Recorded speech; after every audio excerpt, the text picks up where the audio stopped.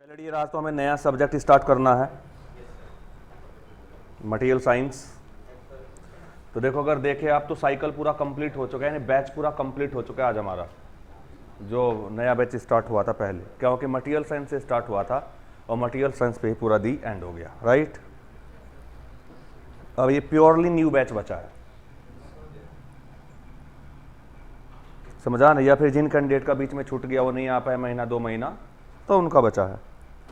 नहीं तो according to हमारी डेट, हमारे सिलेबस के हिसाब से बैच पूरा हो चुका है A to Z। Material science से क्योंकि सारे सब्जेक्ट साइकिल में चलते हैं, मटेरियल साइंस से स्टार्ट हुआ था हमारा, ये लॉकडाउन से जो पहले स्टार्ट हुआ था, जस्ट थोड़ा रिसेंटली एकदम, और आज फिनिश हो गया। अब ये प्योरली न्यू कैंडिडेट बचे ओनली, है ना। चलिए, तो देखो कंटेंट तो आपका भी काफ़ी हो गया है ना, काफ़ी सब्जेक्ट हम ऑलरेडी कवर कर चुके हैं। बस प्रोडक्शन ही मान लो कि ख़त्म कर देंगे हम। 10 दिन का टारगेट है मेरा मटेरियल साइंस को, बिल्कुल दी एंड, धड़ाधड़। चलिए सर जी, स्टार्ट करते हैं। तो देखो डियर, आप जानते हैं कि आज हमें मटेरियल साइंस से स्टार्ट करना है, और ये मटेरियल साइंस का पहले लेक्चर है, राइट। और मटेरियल साइंस बहुत ही ज़्यादा इंटरेस्टिंग सब्जेक्ट है और हाईली कॉन्सेप्चुअल है, क्लियर और नॉट। चलिए तो स्टार्ट करते हैं। तो देखो डियर, सब्जेक्ट का नाम है मटेरियल साइंस। तो सर जी, सब्जेक्ट का नाम है मटेरियल साइंस, तो हमें मटेरियल साइंस को डिटेल में डिस्कस करना है, राइट और रॉन्ग। चलिए, तो देखो डियर, अब यहां पे आपको मटेरियल साइंस में 2 दिख रहा है कि सर जी 2 वर्ड से मिलके बना है, एक तो मटेरियल और एक प्लस के साइंस, राइट। अब साइंस क्या होती है? किसी भी चीज की स्टडी, किसी भी चीज की स्टडी को जिसमें कुछ कॉन्सेप्ट हो, और अच्छा बोलो तो किसी भी चीज की कॉन्सेप्चुअल स्टडी को, किसे कॉन्सेप्चुअल स्टडी को जिसमें कॉन्सेप्ट इंक्लूड हो, अंधों की तरह एनालिसिस न हो रही हो, अंधविश्वास में एनालिसिस न हो रही हो, समझा। तो ऐसी स्टडी जिसमें कुछ कॉन्सेप्ट हो, कुछ लॉजिक हो, उनके आधार पर जो स्टडी होती है उसे ही आप साइंस कहते हैं। ये एक जनरल सी भाषा में बोल रहा हूं, राइट और रॉन्ग। चलिए, तो साइंस का मतलब जानते हैं कॉन्सेप्चुअल स्टडी, पर तो ये जो कॉन्सेप्चुअल स्टडी है, ये किसकी कॉन्सेप्चुअल स्टडी है? बोलो सर जी, मटेरियल साइंस की कॉन्सेप्चुअल स्टडी, राइट। तो एक बेसिक सा पता चला कि सर जी इसका मतलब हमें यहां पर मटेरियल साइंस में ये दिख रहा है कि इस पूरे सब्जेक्ट में हम मटेरियल की स्टडी करने वाले हैं, मटेरियल के ऊपर रिसर्च और मटेरियल की पूरी स्टडी हम करने वाले हैं, राइट और रॉन्ग। मटेरियल की हम स्टडी करने वाले हैं, बस इतना यहां से हमें पता चल रहा है, राइट और रॉन्ग। चलिए, तो देखो डियर, तो ये तो एक बेसिक सा हमने आइडिया लिया। अब हम प्रॉपरली मटेरियल साइंस है क्या वास्तव में, समझा ना, और इसमें हम क्या क्या करने वाले, स्टडी तो करेंगे, पर तो कौन सी स्टडी करेंगे सर जी, समझा ना। अब इस बात को हम डिटेल में समझते हैं, राइट। भैया यस और नो तो कर दिया करोगे, दो एनर्जेटिक होके बैठो यार, मैं भी मोटिवेट सा रहा हूं कि हाँ धांसू चल रहा है काम, समझ। हम यहाँ पे एवरेज ना पढ़ने आए हैं ना मैं पढ़ाने आया हूं, समझा ना। आप ही बिल्कुल धमाकेदार पढ़ने आए हैं और मैं बिल्कुल धमाकेदार पढ़ाने आया हूं। तो स्लो मैं तो कभी होऊंगा ही नहीं, I will be full energetic in the entire lecture. तो आप भी के चेहरे भी उसी तरीके से एनर्जेटिक दिखें, तो रेस्पॉन्ड भी प्रॉपरली। कोशिश ये होगी कि यहीं का यहीं याद हो जाए चीजें, तुम्हें घर के ऊपर कहानी डिपेंड ना रहे कि 2.5 घंटे का लेक्चर और डिवीजन में लगे हैं केवल 2.5 मिनट, और वो तभी होगा जब यहां पे फाड़ तरीके से पढ़ेंगे जबरदस्त, राइट। चलिए, तो देखो सर जी, अब हमें समझना है कि सर जी जो ये मटेरियल साइंस है बेसिकली है क्या, समझा। मटेरियल साइंस को डिफाइन करने जा रहे हैं हम। तो देखो सर जी, यहां पर बेसिकली स्टडी तो हम करने वाले, परंतु किसकी करने वाले जरा समझो, समझा ना। सर जी देखो, हमने काफी प्रोडक्शन का लास्ट सब्जेक्ट है हमारा, काफी प्रोडक्शन हमने पढ़ लिया है, और प्रोडक्शन में काफी बार मैं आपको बहुत सारी बेसिक चीजें समझा के चला हूं। और एक जगह मैंने जिक्र किया था कि अगर कोई भी मटेरियल है या कोई भी मेटल है, मेटल की अगर कोई भी बॉडी आपने बनाई है, तो उस बॉडी में जो मेटल के एटम्स हैं वो लाइन लगा के बैठे रहते हैं, और जब कोई मेटल लिक्विड से सॉलिड में कन्वर्ट होती है, तो उसके जो पार्टिकल हैं, उसके जो एटम्स हैं, वह ग्रेन्स की फॉर्म में सॉलिडिफाई होते हैं। किसके रूप में? ग्रेन्स की फॉर्म में। ऐसे मोटे मोटे से ग्रेन होते हैं, गोल गोल, या कुछ रैंडम शेप के भी होते हैं, लंबे लंबे। तो किसी भी से कोई भी रैंडम शेप हो सकती है। जो ग्रेन है उसकी कोई पर्टिकुलर शेप नहीं होती, वो कोई भी शेप ले सकता है, वो ऐसी ऐसी शेप ले सकता है कोई भी, तो परंतु लगभग गोलाकार बोल रहा हूं मैं, लगभग स्फेरिकल बोल रहा हूं, एग्जैक्ट नहीं। अरे बोलो। तो हम जानते हैं कि बॉडी के अंदर अगर आप देखो, समझा ना, तो बॉडी के अंदर अगर मेटल की कोई भी बॉडी है तो गारंटी है कभी ना कभी इस बॉडी को लिक्विड में कन्वर्ट किया गया होगा, उसी के बाद इसे कोई पर्टिकुलर शेप दी होगी अपने कास्टिंग वेस्टिंग के द्वारा, और उसके बाद ये सॉलिडिफाई होगी। पर तो दुनिया का जब भी कोई मेटल समझा लिक्विड से सॉलिड में कन्वर्ट होता है तो हमेशा ग्रेन्स की फॉर्म में सॉलिडिफाई होता है। राइट और रॉन्ग? जब ग्रेन्स की फॉर्म में सॉलिडिफाई होता है तो ये जो ग्रेन्स हैं बॉडी के अंदर इस तरीके से दिखते रहते हैं। अब ये पूरी माइक्रोस्कोपिक स्टडी है, समझा, ये बहुत छोटे छोटे होते हैं तो आपको नेकेड आई से नहीं दिख सकते, आपको माइक्रोस्कोप की जरूरत पड़ेगी अगर आप इन्हें देखना चाहते हैं तो। और बॉडी के अंदर घुस के देखना पड़ेगा, वो भी माइक्रोस्कोप के साथ, तब जाके आपको आइडिया लगेगा कि ग्रेन आपको दिखाई देंगे। समझ आया नहीं? तो अंदर की कहानी ये होती है, समझ आया ना? चलिए, तो देखो सर जी, अब जो ग्रेन है, इन ग्रेन्स की हमने बात हो तो दुनिया का चाहे कोई भी बॉडी हो, हर एक बॉडी किसी ना किसी मेटल से जरूर बनी होगी, और मेटल को आप मटेरियल भी कह सकते हैं सर जी। अरे बोलो, मेटल को मटेरियल भी कह सकते हैं नहीं? तो मेटल कहें मटेरियल कहें बात एक ही है। तो सर जी यहां पर कोई भी मेटल है, और समझा, जब कोई भी मेटल है उस मेटल की चाहे किसी भी प्रकार की आप बॉडी बना लेना, उस बॉडी के अंदर हमेशा ग्रेन्स ही प्रेजेंट होंगे। समझा ना? और जो ग्रेन का ये ग्रुप है इसे आप यहाँ पे ग्रेन्स स्ट्रक्चर भी बोल देते हैं। क्या बोल देते हैं? ग्रेन्स स्ट्रक्चर भी बोल देते हैं सर जी। जो ग्रेन का पूरा ग्रुप है ऐसे ही आप ग्रेन स्ट्रक्चर भी बोल देते हैं। राइट और रॉन्ग? चलिए अब देखो सर जी, यहां से अगर आप देखें तो जो ये ग्रेन्स है, समझा ना, ये भी जनरली आपने देखा था कि कास्टिंग में हमने पूरा डिटेल में पढ़ा था इसे, है ना, आगे चल के और भी डिटेल आएगी कि सर जी अगर आप लिक्विड मेटल को जल्दी ठंडा कर देते हो तो ग्रेन अपने साइज को ज्यादा ग्रो नहीं कर पाते, तो ग्रेन ग्रोथ ज्यादा नहीं होती, तो ग्रेन छोटे छोटे रह जाते हैं। परंतु अगर आप बहुत धीरे धीरे ठंडा कर रहे हो लिक्विड को, अगर लिक्विड मेटल को बहुत धीरे धीरे ठंडा किया जाए तो जो ये ग्रेन बनते हैं इन्हें टाइम मिल जाता है अपने साइज को ग्रो करने के लिए, क्योंकि एकदम से ठंडे नहीं हो रहे हैं, टाइम मिल रहा है, तो फिर ये ग्रेन मोटे मोटे मिलते हैं। राइट? तो इसलिए अगर आप देखो बच्चों, तो आपने कहा था कि सर जी जो ग्रेन्स स्ट्रक्चर है, जो ग्रेन्स है, यह भी दो प्रकार के होते हैं, एक तो बारीक बारीक और एक मोटे मोटे। अब जो बारीक बारीक ग्रेन है, ये टेक्निकल टर्मिनोलॉजी है बेटा, कंपटीशन में यही आएगा, समझ आ ना? तो जो बारीक बारीक ग्रेन है उन्हें इंग्लिश में फाइन ग्रेन्स कहा गया था टेक्निकल भाषा में, और प्यारे बच्चों जो मोटे मोटे ग्रेन थे उन्हें टेक्निकल भाषा में कोर्स ग्रेन्स कहा गया था। और ये लाखों अरबों की तादाद में होते हैं, इन्हें आप काउंट नहीं कर सकते। जैसे आसमान में तारे गिन सकते हो? नहीं। तो ऐसे बॉडी के अंदर ग्रेन्स होते हैं, समझा? तो गिनने की कभी कोशिश ना करे, बोल दे कितने हैं, कोई पूछे कितने हैं तो बोल दो अनगिनत, आगे बोलेगा ही नहीं, समझा ना? चलिए, तो फाइन ग्रेन और कोर्स ग्रेन, अरे बोलो, दो ग्रेन होंगे या नहीं? यस। चलिए अब देखो सर जी, अगर यहां पे आप बात करें, समझा ना, तो अब आपको मैंने ये भी बात आपको डिटेल में बताई थी प्यारे बच्चों जब प्रोडक्शन हम पढ़ रहे थे। देखो बहुत सारी चीजें चाहिए होंगी, इसलिए बोलता हूं कि हर एक सब्जेक्ट कहीं ना कहीं एक दूसरे से कनेक्टेड है, उसके बेसिक कनेक्टेड है, समझ? इसलिए मैं बहुत ही सीक्वेंस में लेके चलता हूं सब्जेक्ट को। प्रोडक्शन भी मैंने हर एक सब्जेक्ट उसी लाइन में लगा रखा था कि अगर मुझे मेटल फॉर्मिंग में वेल्डिंग की जरूरत पड़ रही है तो वेल्डिंग पहले पढ़ाया है या नहीं? इसलिए आपको मजा आता है, सारी चीजें धुआंधार तरीके से कनेक्ट होती है। तो ये पूरी बात मैंने आपको बता रखी है।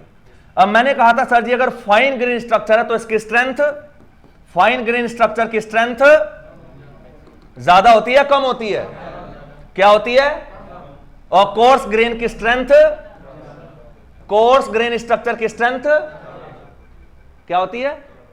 कम होती है। और फाइन ग्रेन की स्ट्रेंथ ज्यादा होती है। भाई कितने झंडो बे तुम, ये भी भूल गए हैं, को झंड उल्टा बोल रहे हैं। एग्जाम्पल दे दे के समझाया मैंने, बिल्डिंग से भी कुदाया था मैंने टफनेस बताने के लिए। तो कोर्स ग्रेन स्ट्रक्चर की स्ट्रेंथ कम होती है, ये सॉफ्ट होता है, और फाइन ग्रेन स्ट्रक्चर हार्ड होता है, इसकी स्ट्रेंथ ज्यादा होती है। तो इसका मतलब कहीं ना कहीं जो स्ट्रेंथ है, हार्डनेस है, ये तो मटेरियल की प्रॉपर्टीज है, इन्हें तो मटेरियल की प्रॉपर्टीज कहा जाता है या नहीं? तो गारंटी है प्यारे बच्चों, मटेरियल की जो प्रॉपर्टी है वो कहीं ना कहीं मेटल के स्ट्रक्चर पे डिपेंड कर रही है। नहीं, स्ट्रक्चर मतलब बॉडी के अंदर किस प्रकार से एटम्स की सेटिंग है और किस प्रकार के ग्रेन है और किस प्रकार की उसके अंदर चीजें हैं। समझ, जो छोटे छोटे पार्टिकल जो एटम है या ग्रेन है उनका जो अरेंजमेंट है बॉडी के अंदर, उसी अरेंजमेंट को हम क्या बोल के चलेंगे बच्चों? स्ट्रक्चर। क्या बोल के चलेंगे? स्ट्रक्चर। जैसे कि मैं बोलूं, समझा ना, आपकी बॉडी के अंदर का स्ट्रक्चर, तो वो स्ट्रक्चर सब जानते हैं सर जी कि यहां पर खोपड़ी है, यहां पर दांत है, यहां गला है, यहां फेफड़े हैं, एक दिल है भी या नहीं? यस। ये पेट है, ये लेग्स हैं, ये घुटने हैं, ये नी है, अरे बोलो बस, ये पैर है हमारे। तो पूरा स्ट्रक्चर है ये नहीं? तो जैसे आपकी बॉडी के अंदर का स्ट्रक्चर है, ऐसे मेटल की बॉडी के अंदर का भी स्ट्रक्चर होगा। तो उसका जो सेटअप है, जो आपके ऑर्गन्स हैं, जो आपके अंग हैं, जान रहे हो अंग, राइट? तो इन अंगों का जो ग्रुप है उसे क्या बोल दिया? स्ट्रक्चर। तो ये बॉडी का स्ट्रक्चर है। और इसी बॉडी के स्ट्रक्चर को बायोलॉजी की भाषा में कंकाल भी कह देते हैं। क्या कह देते हैं? स्केलेटन। अरे बोलो यस, कंगाल नहीं, कंकाल। अरे बोलो यस। तो सर जी वही है। तो ऐसे ही बॉडी के अंदर भी ऐसे एक कंकाल होता है। उस कंकाल में हड्डियां नहीं, ग्रेन होते हैं, एटम होते हैं, उनका अरेंजमेंट होता है। अरे बोलो। तो इसलिए बॉडी के अंदर का जो कंकाल है, यानी जो एटम का अरेंजमेंट है, ग्रेन का अरेंजमेंट है, उसे क्या बोल दिया जाता है? स्ट्रक्चर। तो गारंटी है प्यारे बच्चों किसी भी मटेरियल की। अब मैं गारंटी ले सकता हूं सर जी, दुनिया का कोई भी मटेरियल हो, किसी भी मटेरियल की जो मैकेनिकल प्रॉपर्टीज हैं, या केवल प्रॉपर्टीज बोल दें, अब जो प्रॉपर्टीज हैं क्या कोई इसके स्ट्रक्चर पे डिपेंड कर रही हैं? अरे बोलो। फाइन ग्रेन स्ट्रक्चर हुआ तो प्रॉपर्टी अलग, अगर ग्रेन स्ट्रक्चर कोर्स हुआ तो प्रॉपर्टी अलग। तो गारंटी है बॉडी के स्ट्रक्चर या मेटल के स्ट्रक्चर या मटेरियल के स्ट्रक्चर पर क्या उसकी प्रॉपर्टी डिपेंड कर रही है? यस। खुल्लम खुल्ला दिखाई दे रहा है या नहीं? यस। तो यहां से एक बात और भी कह सकता हूं मैं, इसका मतलब ये कह सकता कि जो मटेरियल की प्रॉपर्टीज हैं उनकी कोई ना कोई रिश्तेदारी है। समझा ना? बॉडी के स्ट्रक्चर से कोई ना कोई मोहब्बत है इन प्रॉपर्टीज को बॉडी के स्ट्रक्चर से। मोहब्बत ना होती तो फर्क ना पड़ता। अरे बोलो। क्योंकि इसे कुछ भी हुआ ना, इसका मूड तुरंत खराब हो गया। अरे बोलो। अब ये फाइन था, फाइन, वेरी फाइन। अरे बोलो। अब ये फाइन था तो प्रॉपर्टीज बढ़िया थी। ये फाइन से कोर्स क्या हुआ? ये प्रॉपर्टी का मूड ही बदल गया। तो गारंटी है सर जी कहीं ना कहीं जो मैकेनिकल प्रॉपर्टीज हैं या मटेरियल की प्रॉपर्टीज हैं, समझा ना, वो कहीं ना कहीं जुड़ी हुई हैं और स्ट्रांगली जुड़ी हुई हैं, बहुत ही स्ट्रांगली जुड़ी हुई हैं। किससे? मटेरियल के स्ट्रक्चर से। तो एक गहरा संबंध है इनके बीच में। अरे बोलो गुरुजी यस। तो मैं यहां से कह सकता हूं कि प्रॉपर्टीज और स्ट्रक्चर, इन दोनों के बीच का कोई ना कोई रिलेशन है। और ये रिलेशन आपको जानना पड़ेगा प्यारे बच्चों। क्यों? क्योंकि इंडस्ट्री में इंजीनियर होने के नाते हमें इन प्रॉपर्टीज को चेंज करना पड़ेगा। समझा? अपनी डिमांड के आधार पर। कभी कभी हम चाहेंगे कि जो मेटल है वो हार्ड होनी चाहिए, कभी कभी चाहेंगे हम वो सॉफ्ट होनी चाहिए। तो हार्ड कब होगी? जब फाइन ग्रेन मिलेगा। तो स्ट्रक्चर पे फोकस करो, तब ये दिल की इच्छा पूरी होगी हार्ड की, कि हार्डनेस बढ़ाना चाहता हूं तो फाइन ग्रेन स्ट्रक्चर ले आओ आप। तो स्ट्रक्चर ही तो चेंज करना पड़ेगा ना। तो इसका मतलब अगर प्रॉपर्टीज को चेंज करना है तो गारंटी है किसे चेंज करना पड़ेगा? स्ट्रक्चर को चेंज करना पड़ेगा। क्योंकि प्रॉपर्टी किस पे डिपेंड कर रही है? स्ट्रक्चर बदलेगा तो प्रॉपर्टी बदलेंगी। समझा ना? तो स्ट्रक्चर और प्रॉपर्टी के बीच में कोई ना कोई गहरा रिलेशन है।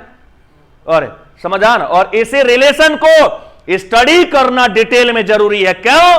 क्योंकि तुम्हें यह पता होना चाहिए कि किस प्रकार का स्ट्रक्चर किस प्रकार की प्रॉपर्टी प्रोवाइड कर रहा है।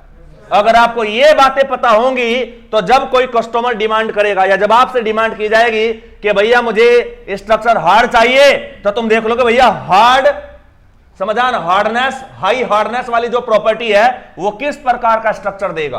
तो उसी प्रकार का स्ट्रक्चर आप मेंटेन करेंगे बॉडी के अंदर। अरे बोलो, जैसे हार्डनेस हाई मांगी किसी ने कि भैया मुझे बॉडी की हार्डनेस ज्यादा चाहिए, तो बॉडी के अंदर का स्ट्रक्चर कैसा होना चाहिए? फाइन ग्रेन स्ट्रक्चर, बारीक बारीक। अरे बोलो, किसी ने डिमांड किया कि सर जी मुझे तो सॉफ्ट चाहिए मेटल, यानी हार्डनेस कम चाहिए, समझा ना, तो हम क्या करेंगे? स्ट्रक्चर चेंज करेंगे और कोर्स ग्रेन स्ट्रक्चर बना देंगे बॉडी के अंदर का या मटेरियल के अंदर का, तो मटेरियल अपने आप क्या हो जाएगा? सॉफ्ट, स्ट्रेंथ कम हो जाएगी।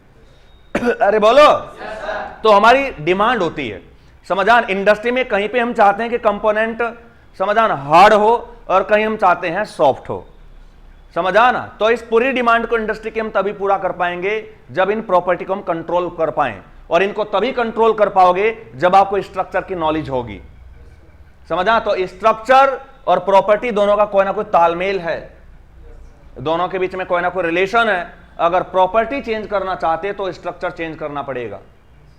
तो आपका मतलब आपको यह देखना है कि प्रॉपर्टी और स्ट्रक्चर आपस में एक दूसरे से रिलेटेड है या नहीं, इनके बीच में कोई ना कोई संबंध यानी कोई ना कोई रिलेशनशिप, अरे बोलो, कोई ना कोई रिलेशनशिप है या नहीं?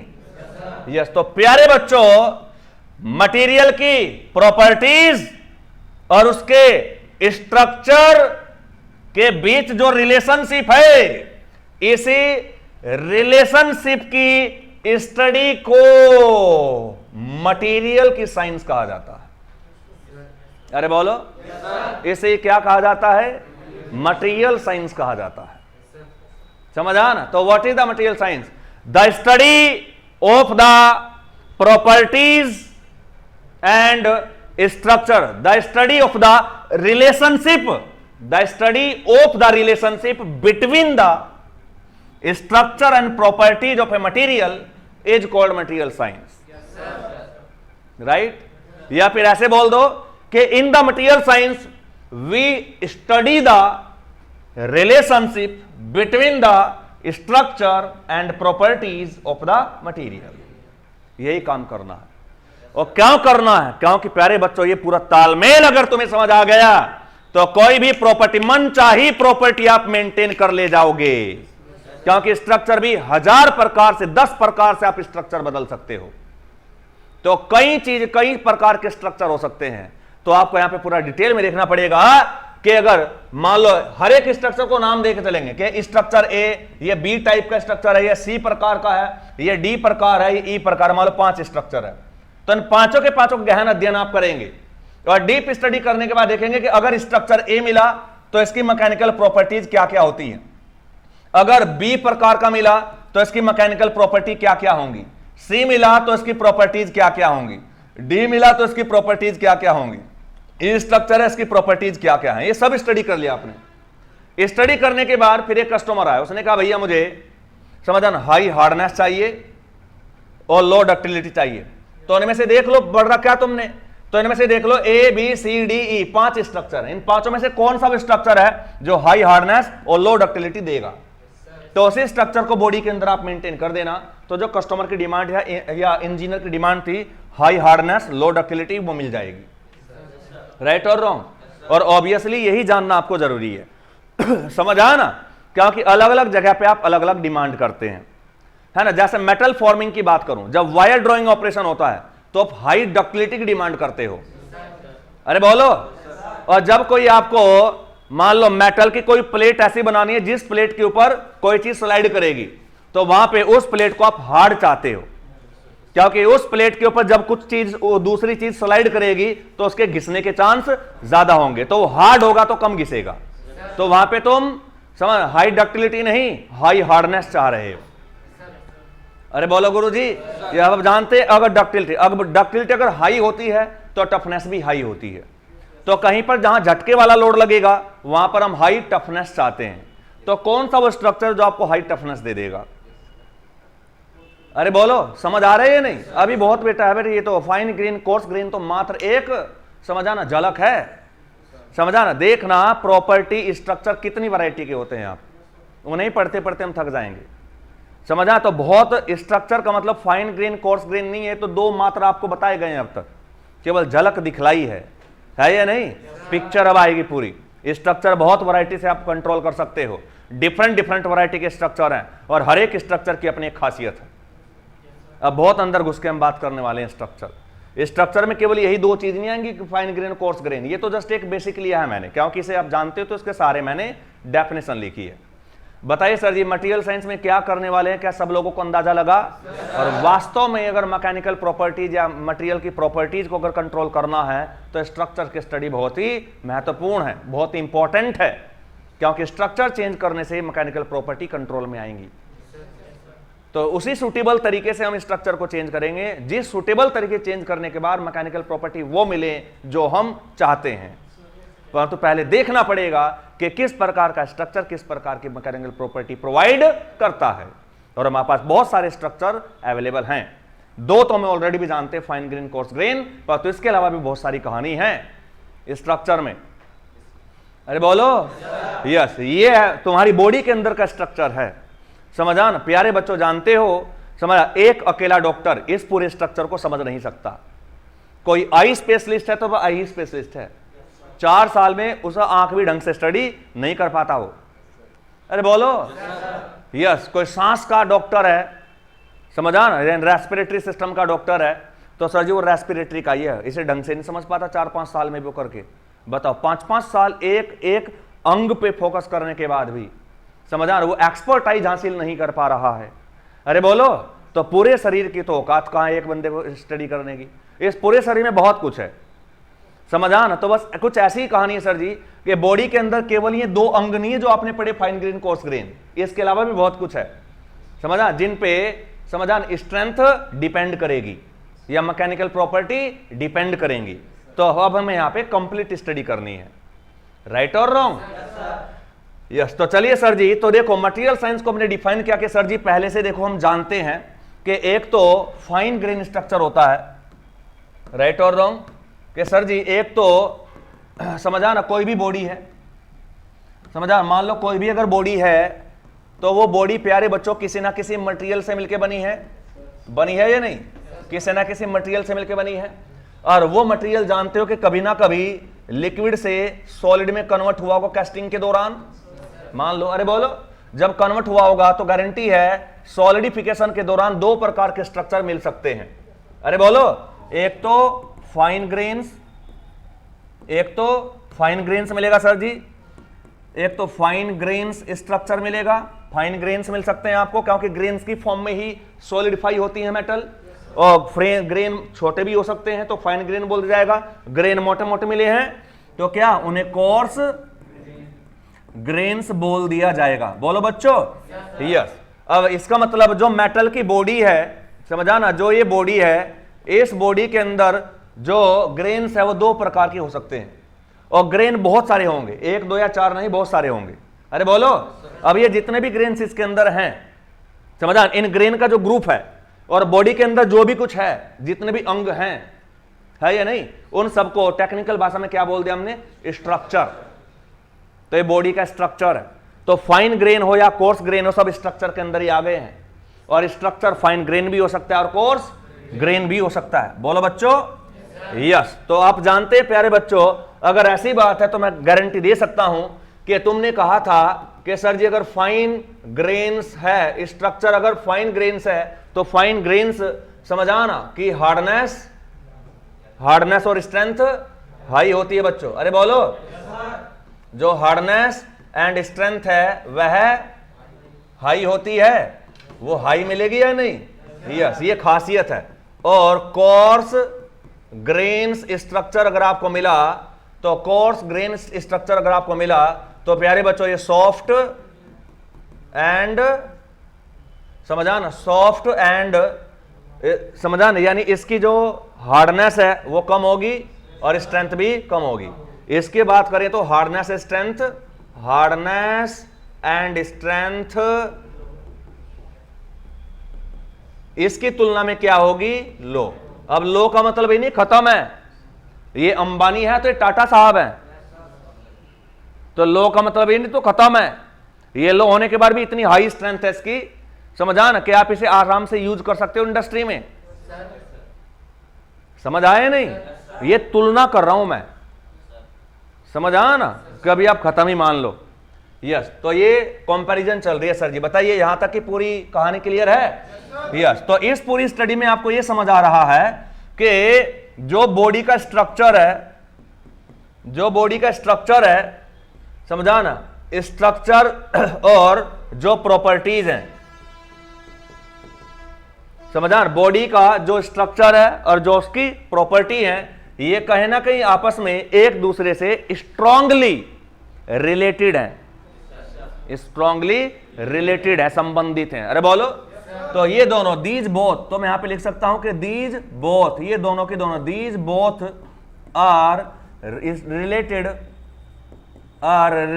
To each other, are related to each other. Each other मतलब एक दूसरे से, बोथ मतलब दोनों के दोनों, तो these both are related to each other, ये दोनों ही स्ट्रांगली रिलेटेड है एक दूसरे से।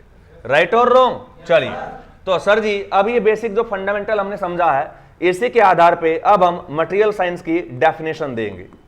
अब हम यहां पे डेफिनेशन दे सकते हैं मटेरियल साइंस की, समझा ना? चलिए, तो देखो सर जी डेफिनेशन क्या हो जाएगी कि the study of, material science है क्या? The study of the relationship, the study of the relationship between the structure and properties, between the structure and properties of the material, structure and properties of the material is called material science, is called material science. बताइए प्यारे बच्चों, ये बात और ये definition आपको समझ आई या नहीं? समझ आ ना? इसका मतलब सर जी कुछ नहीं, यहां पर अगर हम देखें तो केवल जो रिलेशनशिप है प्यारे बच्चों, स्ट्रक्चर एंड प्रॉपर्टीज के बीच, स्ट्रक्चर एंड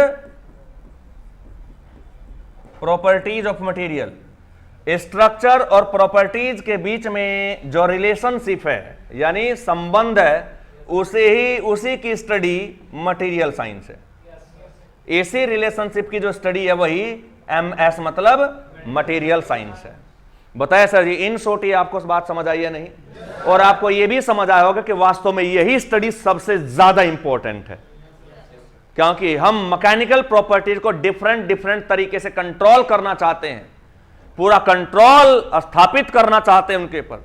तो अगर प्रॉपर्टीज को अपने कंट्रोल में लाना है कि जब चाहूंगा हार्डनेस कम ले लूंगा, जब चाहूंगा बटन दबा के हार्डनेस हाई कर दूंगा, तो अगर ये पूरा कंट्रोल अपने हाथ में लेना चाहते हो तो आपको मटेरियल के स्ट्रक्चर के बारे में पूरा धांसू तरीके से इंफॉर्मेशन होनी चाहिए, और उसी की तैयारी है मटेरियल साइंस। समझ आइए नहीं? पूरा दिल से फील होना चाहिए कि हाँ क्या डिमांड है हमारी, है ये नहीं? बताए सर जी, पूरी स्टोरी क्लियर है? आगे बढ़ा जाए? यस। तो सर जी ये मटेरियल साइंस की हमने डेफिनेशन दी है। चलिए अब आगे बढ़ते हैं।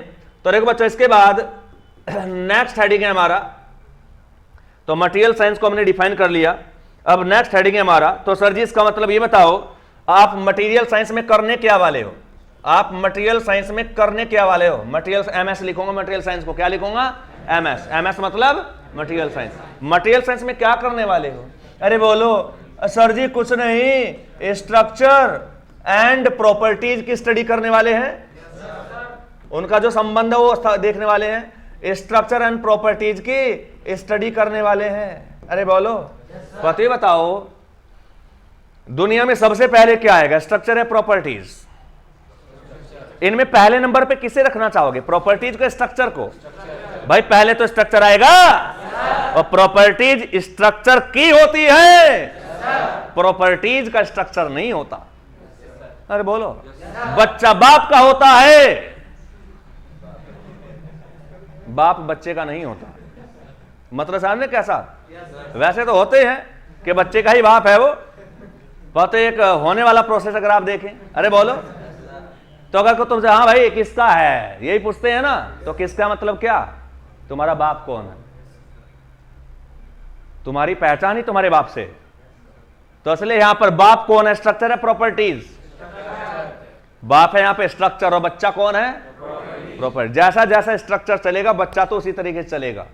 तो स्ट्रक्चर जिस जिस हिसाब से चलेगा, समझा, प्रॉपर्टी तो पीछे पीछे अपने आप उसे फॉलो करेंगी। स्ट्रक्चर अगर फाइन ग्रेन वाले रास्ते पे चल दिया तो प्रॉपर्टी अपने आप, स्ट्रेंथ और हार्डनेस वाली प्रॉपर्टी अपने आप हाई होती चलेगी। इसके अलावा और कुछ हो ही नहीं सकती। अरे बोलो, क्योंकि बाप कहां चल रहा है? फाइन ग्रेन वाले रास्ते पे।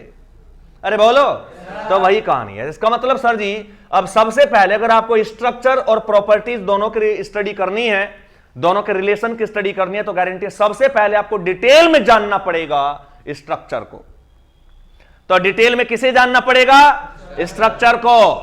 और प्रॉपर्टीज को क्या जाने? प्रॉपर्टी तो सर जी हम सब जानते हैं, समझ, प्रॉपर्टी तो हम सब जानते हैं। स्ट्रेंथ, हार्डनेस, इलास्टिसिटी, प्लास्टिसिटी, अरे डक्टिलिटी, मैलिएबिलिटी, मशीनेबिलिटी, फॉर्मेबिलिटी।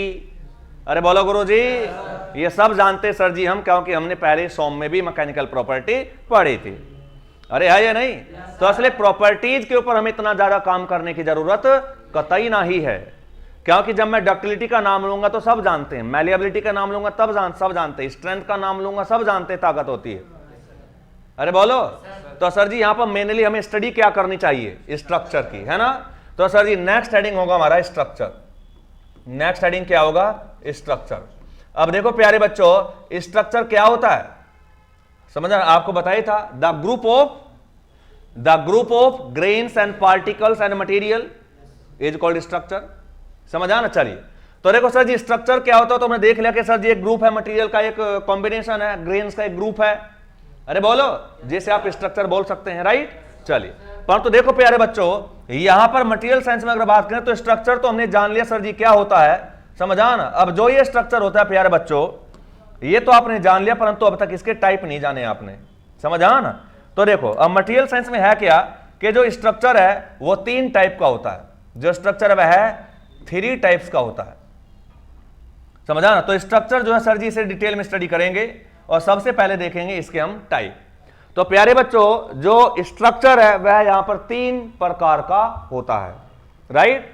तो उन्हें देखना है। वैसे 3 टाइप्स ऑफ स्ट्रक्चर ना कह के, समझा ना, मैं से अगर 3 लेवल ऑफ स्ट्रक्चर कहूं तो एक ही बात है। 3 टाइप कहें या 3 लेवल कहें, दोनों बात एक ही है, परंतु 3 लेवल क्यों बोल रहा हूं इस बात का फील आपको बाद में आएगा, समझा ना? तो मैं हेडिंग डाल रहा हूं सर जी, तो स्ट्रक्चर के हम टाइप पढ़ेंगे, तो टाइप्स ऑफ स्ट्रक्चर। अब हेडिंग होगा types of structure, types of structure. और इसी हेडिंग का दूसरा नाम भी है 3 लेवल्स या फिर लेवल्स ऑफ लेवल्स। टाइप को लेवल्स भी बोल रहा है, लेवल्स ऑफ स्ट्रक्चर, समझा ना? ये दूसरा नाम मैंने क्यों लिखा है इस बात की समझा, थोड़ी देर में आपको भनक लग जाएगी कि क्यों लिखा है, क्लियर कट समझ आएगा। चलिए, तो सर जी जो स्ट्रक्चर है वो 3 टाइप के होते हैं या 3 लेवल के होते हैं, एक ही बात है। तो कितने लेवल होते हैं या कितने टाइप होते हैं? 3। सर जी सबसे पहला जो स्ट्रक्चर होता है मटेरियल साइंस में किसी भी मेटल का या मटेरियल का, ये स्ट्रक्चर किसके हैं? मटेरियल के। तो मटेरियल के पास में टोटल 3 स्ट्रक्चर होते हैं। पहले वाले को कहा जाता है मैक्रो स्ट्रक्चर, दूसरा माइक्रो स्ट्रक्चर और तीसरा होता है क्रिस्टल स्ट्रक्चर। तो 3 प्रकार के टोटल स्ट्रक्चर होते हैं मटेरियल साइंस में, इसके अलावा कोई स्ट्रक्चर नहीं होता, राइट और रॉन्ग? तो टोटल 3 स्ट्रक्चर हैं किसी भी मटेरियल के। पहला है प्यारे बच्चों मैक्रो स्ट्रक्चर, अरे बोलो। दूसरा है प्यारे बच्चों माइक्रो स्ट्रक्चर, राइट? और तीसरा बच्चों क्रिस्टल स्ट्रक्चर। थर्ड क्या है? Crystal structure. थर्ड है प्यारे बच्चों क्रिस्टल स्ट्रक्चर।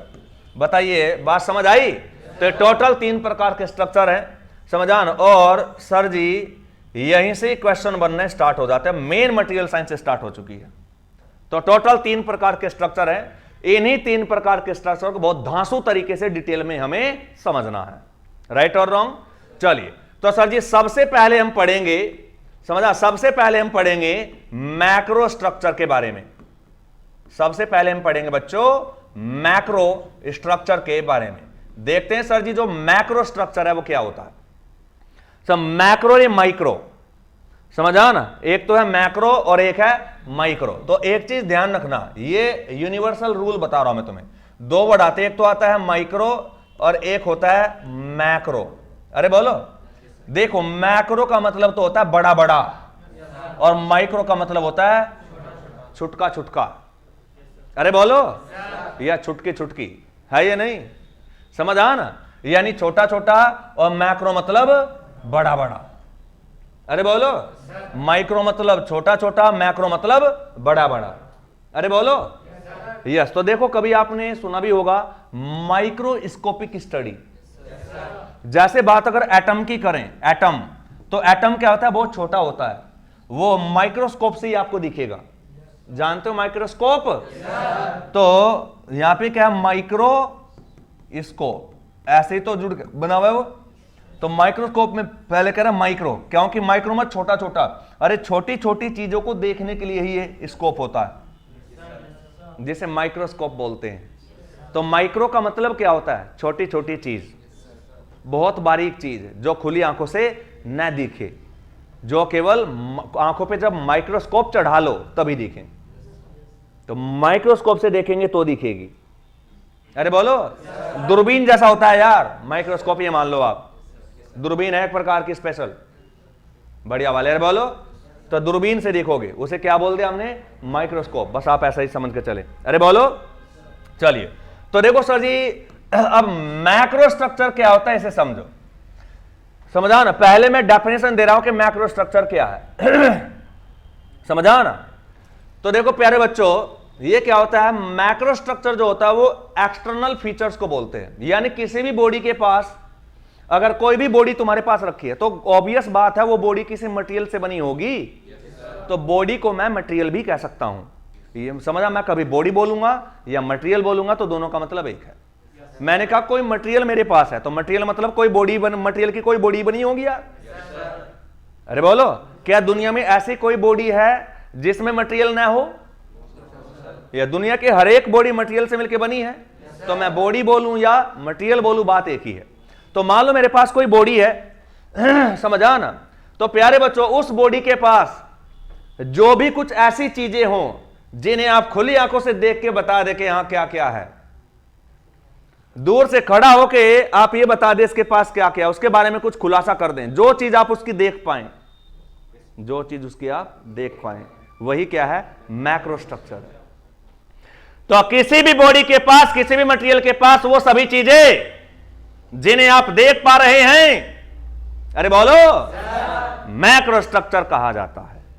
अरे बोलो, यस। तो चलिए सर जी, अब मान लो अब मैं भी तो बॉडी ही हूं, मैं भी तो एक मटेरियल ही हूं, हम सब एक मटेरियल है, बस हम जिंदा मटेरियल है, और एक पत्थर मुर्दा मटेरियल है वो भी मटेरियल। अरे बोलो गुरुजी, यस। तो असली मान लो, अभी बताओ, मुझे देख के अगर मैं भी एक बॉडी हूं, अगर ये रवि, जिसका नाम रवि है, रवि नाम की बॉडी अगर तुम्हारे सामने खड़ी है, तो इसके देख के बारे में तुम क्या खुलासा कर सकते हो? अरे बोलो, कोई भी बंदा है तो क्या? उसकी हाइट बता सकते हो, उसका रंग बता सकते हो, उसकी लंबाई चौड़ाई ऊंचाई बता सकते हो, उसकी शेप बता सकते हो। अरे बोलो गुरुजी, समझ आ ना? परंतु क्या उसका व्यवहार बता सकते हो? क्या उसके अंदर की नॉलेज बता सकते हो? ये अंदर की बातें हैं, यहां से देख के समझ आ ना? कि सर जी सड़क पे जाकर ये तो इंजीनियर है, ये डॉक्टर है, थोपड़ा देख के बता दोगे आप ये बढ़िया आदमी है, बदमाश है? बता दोगे नहीं? ये तो उसके साथ रह के जब अंदर झांकना शुरू करोगे बंदे के, तब इनकी पता चलेगी।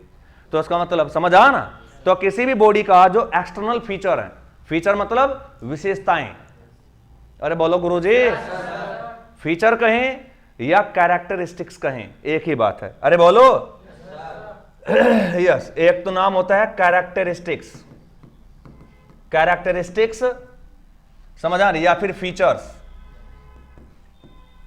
समझा ना? दोनों का लगभग एक ही मतलब, कैरेक्टरिस्टिक फीचर्स यानी समझा, कैरेक्टरिस्टिक मतलब लक्षण। अरे बोलो, और फीचर्स मतलब कुछ विशेषताएं। अरे बोलो, तो उनका मतलब ही है। तो कोई ना कोई लक्षण मेरे भी होंगे। अरे बोलो, जैसे कुछ लक्षण आपके भी हैं, समझ आ, और कुछ गंदे लक्षण भी हैं। अरे समझ आ रहे हैं नहीं? बोलो, तो वही है। तो असली क्या है, किसी भी बॉडी के पास वो सब एक्सटर्नल चीज है जिन्हें आप बाहर से देख के बता दो, और बाहर मतलब एक्सटर्नली, और अंदर झांक के मतलब इंटरनली। अरे बोलो, नॉलेज इंटरनल चीज है, जो मेरा रंग है वो एक्सटर्नल चीज, जो मेरी हाइट है वो लंबाई चौड़ाई ऊंचाई एक्सटर्नल चीजें हैं।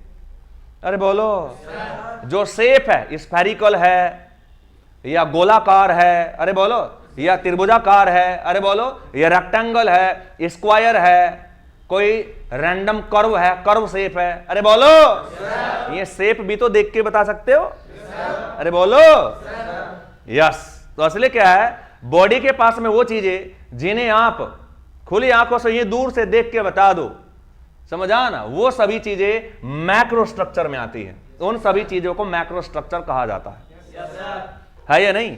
तो मैक्रो स्ट्रक्चर में कौन कौन सी चीज आएंगे? मान लो कोई भी मेटल की बॉडी आपके पास रखी है, तो उस बॉडी की शेप बता सकते हो आप देख के, वो सब एक्सटर्नल चीजें हैं, शेप बता सकते हो, अरे बोलो, उसकी लंबाई चौड़ाई ऊंचाई बता सकते हो, डायमेंशन बता सकते हो, उसकी प्रोफाइल बता सकते हो। कर्व शेप को बोलते हैं प्रोफाइल, कर्व शेप को बोलते हैं प्रोफाइल। अरे बोलो, जैसे एक कर्व ये है तो पता चल गया पैराबोला, अरे बोलो, ये बना दिया तो हाइपरबोला, तो ये कर्व है, इन्हें प्रोफाइल बोलते हैं। जो कर्व है उन्हें क्या बोल देते हैं? कर्व का दूसरा नाम प्रोफाइल भी है। जो स्पेशल कर्व हैं, अरे बोलो, उन्हें हम क्या बोल देते हैं? प्रोफाइल। अरे बोलो गुरुजी, यस। तो ध्यान देना, तो असली जितनी बाहर की चीजें हैं, जो बाहर की दुनियादारी हैं, जो एक्सटर्नल फीचर हैं, जो एक्सटर्नल कैरेक्टरिस्टिक्स हैं, जो जियोमेट्री से जुड़ी हैं, समझा ना, जैसे लंबाई है, चौड़ाई है, ऊंचाई है, शेप है, कर्व है, चाहे किसी प्रकार की शेप हो, इन सभी चीजों को जियोमेट्रिकल चीजें बोलते हैं। क्या बोलते हैं? Geometrical features. समझा ना, क्योंकि ये सब जियोमेट्री, लंबाई, चौड़ाई, ऊंचाई से जुड़ी हुई है। अगर आप एरिया की बात करें तो बता सकते हैं बाहर से एरिया, वॉल्यूम देख सकते हैं, अंदाजा लगा सकते हैं कि वॉल्यूम कितना है, ज्यादा या कम है, वो भी बाहरी चीज है। उसे वॉल्यूम निकालने के लिए बॉडी के अंदर घुसने की जरूरत नहीं है, क्योंकि लंबाई चौड़ाई ऊंचाई तो चाहिए, और लंबाई चौड़ाई ऊंचाई तो बाहर से मापी जाती है। अरे बोलो, बाहरी चीजें हैं। तो असली एरिया है, वॉल्यूम है, लंबाई है, चौड़ाई है, ऊंचाई है, और एक शेप है, और एक प्रोफाइल है। इन सभी चीजों को जितने मैंने बताई है, इन सभी को जियोमेट्रिकल फीचर्स कहा जाता है, जियोमेट्री से संबंधित है। क्योंकि जब आप जियोमेट्री पढ़ते हैं तो जियोमेट्री में इन सब चीजों का अध्ययन होता है, केवल बाहरी चीजों का, समझा ना, लंबाई का, चौड़ाई का, ऊंचाई का, एरिया का यानी क्षेत्रफल का, वॉल्यूम का, अरे बोलो, परिधि का, समझा ना, और शेप कैसी है, स्फेरिकल है या त्रिभुजाकार है, ये सारी चीजें किससे संबंधित हैं? जियोमेट्री से। अरे बोलो, ये पूरा ग्रुप क्या कहलाता है? जियोमेट्री। तो मैक्रो स्ट्रक्चर में हम जियोमेट्रिकल चीजों को देखते हैं और जनरली बाहरी होती हैं। अरे बोलो, तो मैक्रो स्ट्रक्चर इज द, अब डेफिनेशन कैसे दे सकते हैं आप? Macro structure is the external geometrical features of the material, समझा ना, विच कैन बी ऑब्जर्व, जिनको देखा जा सकता है। समझ, जिस चीज को आप आंखों से देख लो, जिस चीज को आप आंखों से देख लो, अरे बोलो, उसे बोलते हैं ऑब्जर्व करना, समझा ना। ऑब्जर्व मतलब जो आंखों से दिख गया, अरे बोलो, और जो आंखों से नहीं दिखा उसे क्या बोलते हैं? समझ, उसे बोलते हैं इमेजिनरी। वो आपने इमेजिन किया है, ऑब्जर्व नहीं किया है। अरे बोलो, चलिए देखो, अब मैं बताऊं, आप यहां बैठे हैं, चांद पर ग्रेविटी धरती से ज्यादा है। अरे बोलो, तुमने सुना ना कि चांद पे चलना मुश्किल है, आदमी एक पैर रखता है तो उड़ जाता है, सुना है या नहीं? तो ये आपने केवल इमेजिन ही तो किया है कि हाँ ऐसा होता होगा, या कभी इस चीज को फील किया है, जाके देखा कभी? अरे बोलो, तो इसका मतलब उस चीज को आप केवल फील ही तो कर रहे हैं। तो जिस चीज को आपने केवल फील किया कि हाँ भाई ऐसा होता है, समझा ना, हाँ भाई ऐसा होता है, अरे बोलो, यस। तो जो चीज आप फील करते हैं उसे बोलते हैं इमेजिनेशन या इमेजिनरी चीज, और जो चीज आपने देख ली उसे बोलते हैं ऑब्जर्व। तो देखो, हमने तो केवल इमेजिन किया है, परंतु जो बंदा चांद पे जा चुका है उसने वो ऑब्जर्व किया है, वहां पे उसने ग्रेविटी को ऑब्जर्व किया है। तो दो टेक्निकल वर्ड है, ये टेक्निकल वर्ड बड़ा ही इंपॉर्टेंट रोल प्ले करेंगे। मटेरियल साइंस में इंग्लिश का बड़ा इंपॉर्टेंस है कि अल्फाज आपको समझ आए। अरे बोलो गुरुजी। यस, आगे चल के बताऊंगा, समझ आया ना। तो अब एक वर्ड आया ऑब्जर्व, तो ऑब्जर्व करना क्या होता है समझ आया नहीं? इमेजिन करने का उल्टा। इमेजिन करना, ऑब्जर्व करना दोनों अलग अलग चीजें हैं। अरे समझ आया ना? या अंदाजा लगाना, अंदाजा ही तो लगाया तुमने। चलिए अब जैसे और बता रहा हूं मैं, समझ आया ना? एक चीज सीखो, ये दो वर्ड बड़े ही स्पेशल हैं, समझ आया? नहीं तो ये केवल वो मोटा अक्षर भैंस बराबर हो जाएगा तुम्हारे लिए, क्योंकि वो डेफिनेशन आपको फील ही ना दे पाएगी जो फील देना चाहती है। अगर मैंने ऑब्जर्व वर्ड लिखा है तो उसका कुछ स्पेशल मतलब है, यानी वो चीज देखी जा सकती है, भले ही या तो खुली आंखों से दिख जाएगी या फिर माइक्रोस्कोप से दिख जाएगी, परंतु दिख जाएगी। चलिए अब देखो, अब सन है, साइंटिस्ट हमारे क्या बताते कि सूर्य हजारों लाखों सालों से चमक रहा है और लाखों सालों तक चमकता रहेगा। इसका कारण क्या है? वो क्या कहते हैं कि सन के अंदर समझा नाभिकीय संलयन हो रहा है, यानी हाइड्रोजन कन्वर्ट हो रहे हीलियम में, कुछ ऐसा ही बोलते हैं ना वो। चलिए तो मान लो हाइड्रोजन कन्वर्ट हो रहे हैं, जुड़ रहे हैं और हीलियम में कन्वर्ट हो रहे हैं, और ये नाभिकीय संलयन हो रहा है, न्यूक्लियर फिशन। अरे बोलो। तो न्यूक्लियर फिशन जो हो रहा है यहाँ पे, समझा ना? तो इसमें अगर आप देखें प्यारे बच्चों, तो नाभिकीय संलयन जब हो रहा है तो ये अंदाजा ही तो लगाया ना। बताओ भाई, यहां भी कितना टाइम ले रहे हो भाई झंडा लोगो, और क्या सन के अंदर घुस के जाओगे क्या तुम? कि एक साइंटिस्ट सूर्य के अंदर घुस गया परख नली लेके, है या नहीं, और वहां पे रिसर्च किया उसने, तब वापस आके बताया। अबे आसपास भी ना भटक पाओगे, समझा? सन के अंदर करोड़ों डिग्री सेंटीग्रेड टेम्परेचर होता है, समझ आए नहीं? तो 500 डिग्री पे तो हड्डी का चूरमा बन जाता है।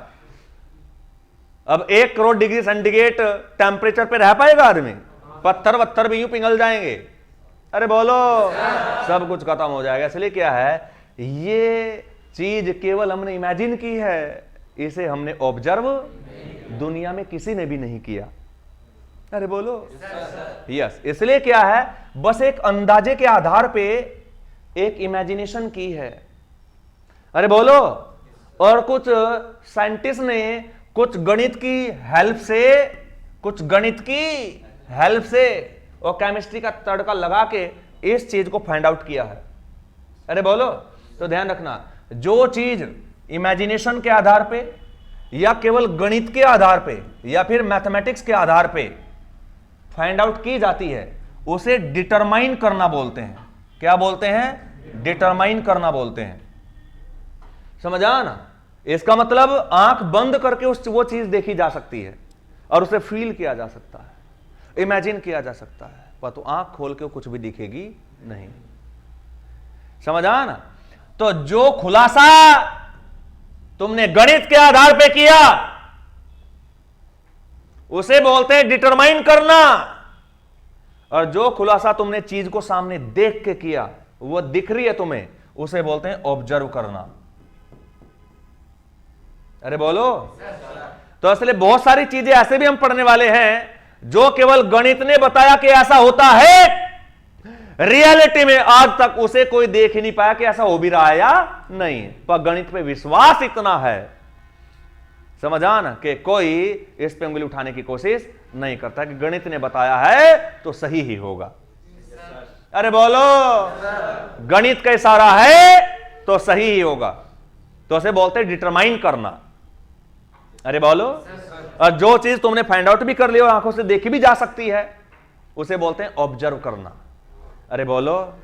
तो ये बताओ प्यारे बच्चों, सूर्य के अंदर जो नाभिकीय संलयन की प्रक्रिया है, इसे आपने डिटरमाइन किया है या ऑब्जर्व किया है? हाँ, समझ आ रही है नहीं? ऑब्जर्व मतलब आंखों से दिख भी जाए, वो देखा है मैंने, तो हो रही थी मेरे सामने। अरे बोलो। सन के अंदर घुसा था मैं, बहुत गर्म है भैया। अरे बोलो। नहीं तो समझ आना वो कहानी क्या है। यस, परंतु गणित पे विश्वास इतना है कि जो चीज डिटरमाइन हुई है उस पर भी शक करने की जरूरत को देखा तो है नहीं आज तक किसी ने, क्या पता सही है नहीं। अरे बोलो। अनपढ़ों की तरह बात करने की जरूरत नहीं है। आज तक गणित ने 3 दूनी 6 बताया है, कभी 6.25 बताया? या 5:45 बताया? नेवर। तो गणित हमेशा एग्जैक्ट और करेक्ट होता है। अरे बोलो सर जी। तो दो वर्ड आए हैं प्यारे बच्चों, एक तो आया है डिटरमाइन, अरे बोलो, एक तो आया डिटरमाइंड और एक है ऑब्जर्व्ड, सेकंड फॉर्म। अरे बोलो, डिटरमाइंड या डिटरमाइन, ऑब्जर्व या ऑब्जर्व्ड। अरे बोलो यस, दोनों वर्ड को ध्यान रखना, पूरा फील मिला इन दोनों वर्ड का। यस, ये बहुत ही इंपॉर्टेंट बात है। चलिए अब मैक्रो स्ट्रक्चर क्या है सर जी, देखो तो ध्यान रखना, the macro structure, the macro structure of any material या बॉडी कहें, of any material, of any material is the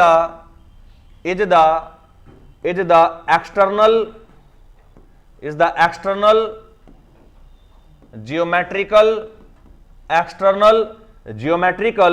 characteristics, external geometrical characteristics, यानी बाहरी हैं, जियोमेट्रिकल हैं और लक्षण है वो। तो जो बाहर लक्षण है, बाहरी लक्षण है, एक्सटर्नल जियोमेट्रिकल कैरेक्टरिस्टिक्स, समझ आ रहे हैं आप? या फिर एक्सटर्नल जियोमेट्रिकल फीचर्स बोल दें आप, फीचर्स। अरे बोलो। तो the macro structure of any material is the external geometrical characteristics, is the external geometrical characteristics of that material, external geometrical characteristics of that material, and it can be observed, and it can be observed। देखो observe लिखा है मैंने यहां पे, determine नहीं कि इसका पता किया जा सकता है, नहीं, इसका पता देख के हो सकता है, दिख सकती है ये, समझा ना। And it can be observed by the naked आई, समझा ना। देखो नेकेड आई का मतलब है खुली आंखों से यूं देख लेना, जैसे मोबाइल है मैं अपनी आंखों से देख पा रहा हूं, यानी आंखें खोली और दिख गया, इन्हें बोलते हैं नेकेड आई, समझा ना। परंतु हवा के मॉलिक्यूल अगर यहां पे है तो है ना, हवा के मॉलिक्यूल है मेरे चारों तरफ, परंतु इन्हें मैं देख नहीं पा रहा हूं अपनी नेकेड आई से, खुली आंखों से नहीं देख पा रहा हूं। तो इन्हें देखना है तो आंखें खुली नहीं, आंखों के ऊपर माइक्रोस्कोप होना चाहिए। अरे बोलो। तो नेकेड आई से देखना और माइक्रोस्कोप से देखना दोनों में अंतर है। नेकेड आई से देखना मतलब, नेकेड आई से ऑब्जर्व करना मतलब कि ऐसे ही आंखें खोलो और दिख गया, उसे बोलते हैं नेकेड आई से ऑब्जर्व करना, समझा ना। यस, तो देखो लिख रहा हूं मैं सेंटेंस, तब समझ आएगा। समझा, it can be observed by the naked eye और अंडर द माइक्रोस्कोप, और अंडर द माइक्रोस्कोप, और अंडर द माइक्रोस्कोप, और अंडर द माइक्रोस्कोप। तो एक चीज ध्यान रखना बच्चों, ये बाहरी होती हैं, परंतु कभी कभी क्या है, या तो खुली आंखों से ही दिख जाएंगी, या कभी कभी आपको माइक्रोस्कोप के नीचे रख के देखना पड़ेगा कि यहां माइक्रोस्कोप है और यहां रख दिया इसके नीचे। अरे बोलो।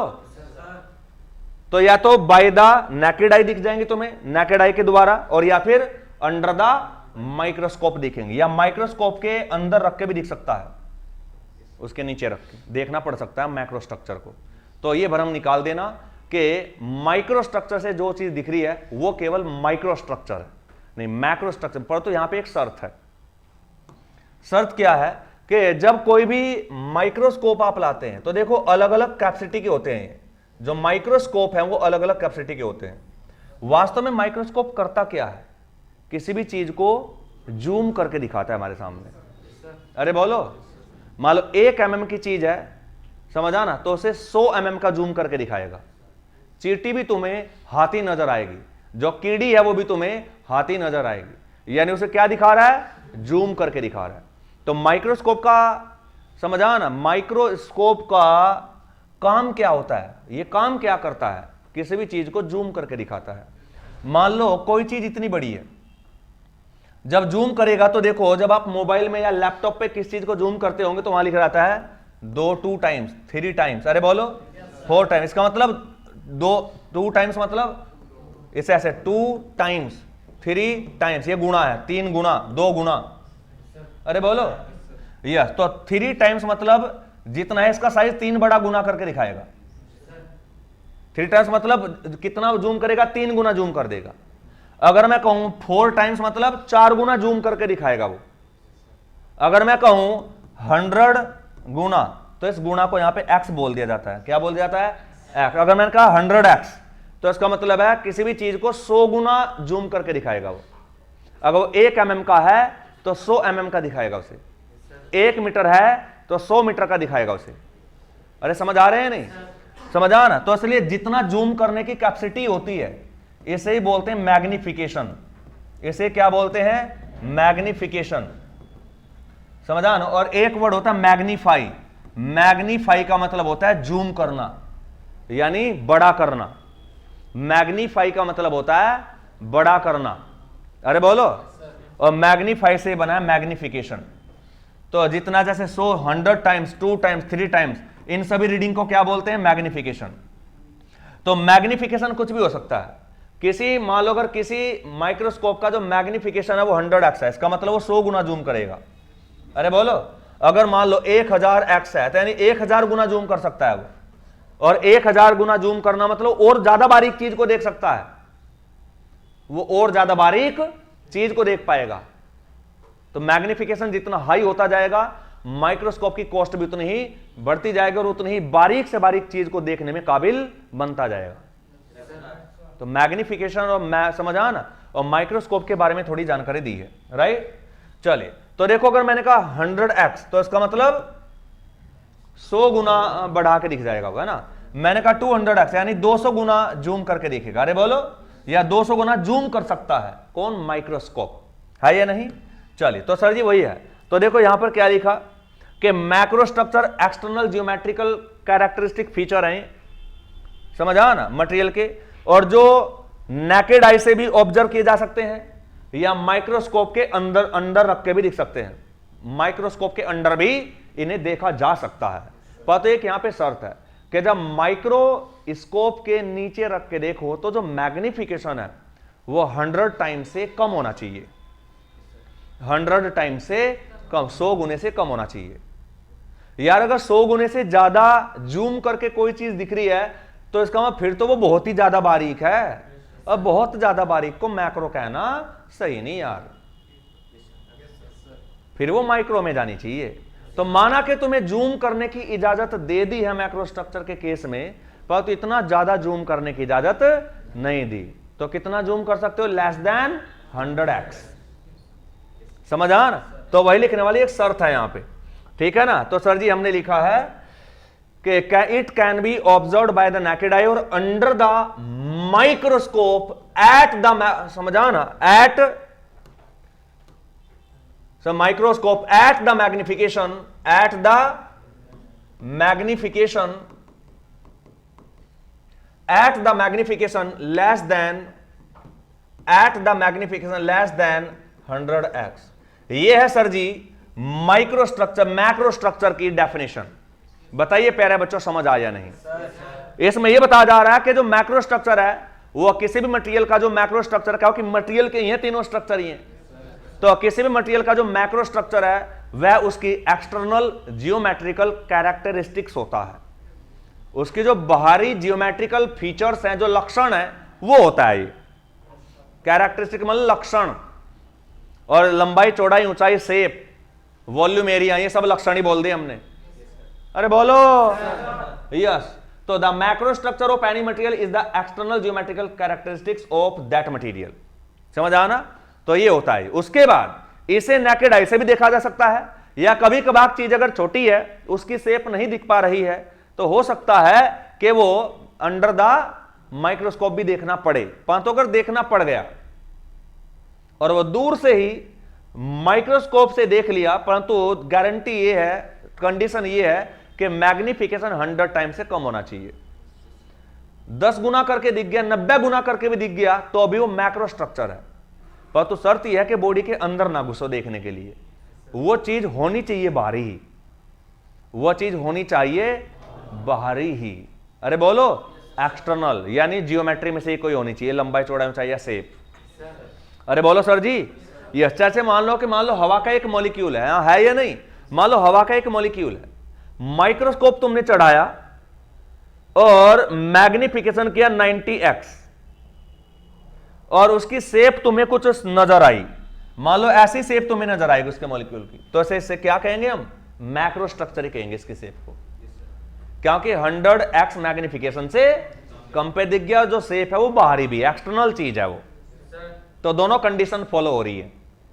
अरे बोलो बात समझ आई है नहीं? यस, तो ये एक मेन कंडीशन है इसकी, समझ आना। एक तो एक्सटर्नल है, समझ आना, मेन कंडीशन क्या है सर जी? एक तो एक्सटर्नल होनी चाहिए, अरे बोलो जियोमेट्रिकल हो यानी एक्सटर्नल जियोमेट्रिकल बाहरी हो, समझ आना, और से ऑब्जर्व किया जा सके तो नेकेड आई से, या फिर अगर माइक्रोस्कोप से करना हो तो कंडीशन ये कि 100x से मैग्निफिकेशन लेस देन रहना चाहिए। बात समझ आ रही है नहीं? ये है सर जी क्या, समझ आना, ये है मैक्रो स्ट्रक्चर की डेफिनेशन। आई होप ये पूरी डेफिनेशन आपको अंडरस्टैंड हो गई है। अरे बोलो, चलिए अब एग्जांपल देखते हैं सर जी कि मैक्रो स्ट्रक्चर में आता क्या क्या है। ये जो एक्सटर्नल जियोमेट्रिकल कैरेक्टरिस्टिक्स हैं ये होती कौन कौन सी हैं? तो देखो प्यारे बच्चों, जैसे कि किसी भी कम मटेरियल की डायमेंशंस है, क्या है? डायमेंशन, जो लंबाई चौड़ाई ऊंचाई है प्यारे बच्चों, उन्हें क्या उस पूरे ग्रुप को, इन तीनों को डायमेंशन कह दिया जाता है। तो डायमेंशन का मतलब ये तीनों की बात हो रही है। तो डायमेंशन क्या है सर जी? लंबाई, चौड़ाई और एच मतलब ऊंचाई, इन तीनों चीजों को डायमेंशन कह दिया जाता है।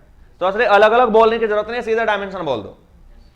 तो ये एग्जांपल क्या है मैक्रो स्ट्रक्चर के? यानी मैक्रो स्ट्रक्चर है क्या? External geometrical characteristic. तो क्या क्या आता है उसमें देखो, तो डायमेंशंस जो है वो भी मैक्रो स्ट्रक्चर में आती हैं। जो शेप है, समझान, और या मटेरियल का जो साइज है, शेप हो या साइज हो, वो भी मैक्रो स्ट्रक्चर में ही आती है। अरे बोलो, जैसे कि एरिया भी अगर मैं बोल दूं, अरे बोलो जैसे कि वॉल्यूम भी अगर मैं बोल दूं, तो ये भी समझा ना मैक्रो स्ट्रक्चर में ही आती हैं, समझा ना, परंतु इनकी हमें यहां पे जरूरत नहीं है। राइट और रॉन्ग? चलिए उसके बाद कहानी समझ आई? चलो अब इसके बाद सर जी, जैसे कि कोई प्रोफाइल है, प्रोफाइल मतलब किसी भी चीज का कोई कर्व, वो भी तो बाहर से ही दिख जाएगा। अरे बोलो यस, तो प्रोफाइल है, या फिर प्रोफाइल को क्या बोलते हैं? कर्व, या कोई कर्व भी हो सकता है, और कर्व को या प्रोफाइल बोलते हैं। अरे समझ आ ना, मान लो एक ही है, ये पैराबोला है, हाइपरबोला है, तो फिर ये क्या है? ये ना पैराबोला ना हाइपरबोला, तो इसे कर्व बोल देंगे केवल आप। ये भी कर्व है, परंतु स्टैंडर्ड कर्व है, और इन स्टैंडर्ड कर्व के कुछ पर्टिकुलर नाम है कि ये वाला पैराबोला, ये वाला हाइपरबोला। इसे ना तो पैराबोला बोल सकता और ना हाइपरबोला। तो कौन सा बोला है?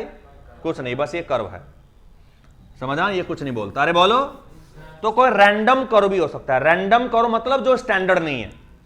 अरे बोलो, जैसे सर्कल है, तो सर्कल का अगर ये वाला हिस्सा आप देख लें, तो ये वाला हिस्सा, ये भी तो एक कर्व ही है, पर तो एक सर्कुलर कर्व है, ना पैराबोला ना हाइपरबोला, एक सर्कुलर कर्व है। और इसी सर्कुलर कर्व को सर्कुलर समझा ना आर्क भी बोल देते हैं, सर्कुलर आर्क या फिर सर्कुलर कर्वेचर।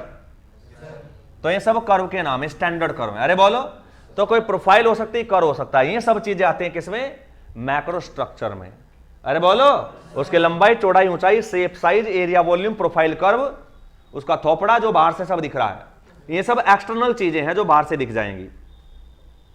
अरे बोलो यस, तो ये सब एग्जांपल है किसके? मैक्रो स्ट्रक्चर के। अरे बोलो, चलिए उसके बाद यहां पे कंडीशन क्या है? समझा ना, कि या तो नेकेड आई से दिख जाए, अरे बोलो, इसे या तो नेकेड आई से देखा जा सकता है, और अगर माइक्रोस्कोप की जरूरत पड़े तो मैग्निफिकेशन अगर जरूरत पड़ रही है, तो ऐसा नहीं कि अलाउड नहीं, अलाउड है, पर कंडीशन ये है कि जो समझा मैग्निफिकेशन है वो लेस देन 100x होना चाहिए। बताया सर जी, यहां तक की पूरी कहानी क्लियर है या नहीं?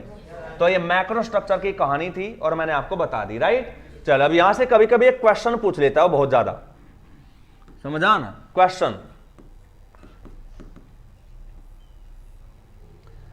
समझा ना? अब पूछता है कि बताइए इसे क्या कहेंगे हम, समझा? तो देखो क्वेश्चन क्या पूछता है कि सर जी, आपने गियर्स पढ़े होंगे मशीन डिजाइन में, गियर्स, और गियर्स में कटे होते हैं टीथ, दांत कटे होते हैं ना गियर। अब गियर को देखो तो लगभग कुछ ऐसा दिखता है सर जी, अगर आप देखें तो जो गियर हैं वो कुछ ऐसे दिखते हैं। यहां पे क्या होते हैं, ये टीथ कटे हुए होते हैं इस तरीके से।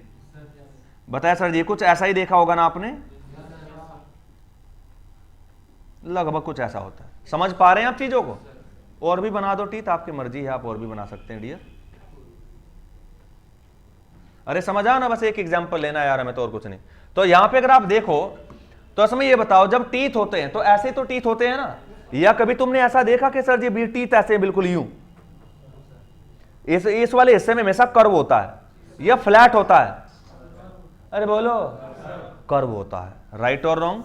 चले तो देखो, जो टीथ होता है ना प्यारे बच्चों, इस टीथ में एक तो ये वाला भी कर्व है और ये वाला भी कर्व है। अरे बोलो, जो ये वाले कर्व हैं टीथ में, जो ये वाले कर्व हैं और या फिर ये वाला कर्व है, दोनों साइड का कर्व है, समझा? इन दोनों साइड का जो कर्व है, इन दोनों साइड के कर्व को प्रोफाइल कहा जाता है।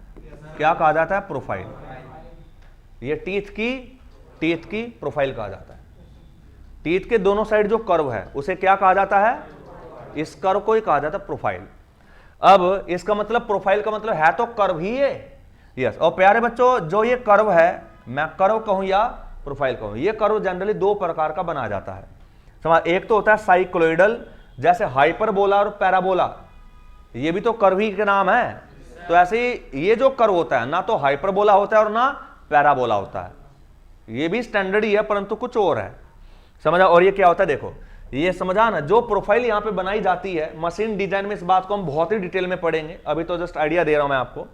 तो प्रोफाइल यहां पे दो प्रकार की होती है, एक तो साइक्लोइडल, एक तो ये प्रोफाइल साइक्लोइडल होती है, और समझा ना, एक होते इनवॉल्यूट। क्या होती है? इनवॉल्यूट। ये दो नाम आते हैं। तो cycloidal profile and involute profile, तो दो प्रकार के कर्व यहां पे होते हैं। जैसे पैराबोला, हाइपरबोला, दो प्रकार के कर्व हैं, तो ऐसे यहां पे भी हैं, दो ही कर्व यहां पे यूज होते हैं। तीसरा कर्व पूरी दुनिया में कहीं भी यूज नहीं होता।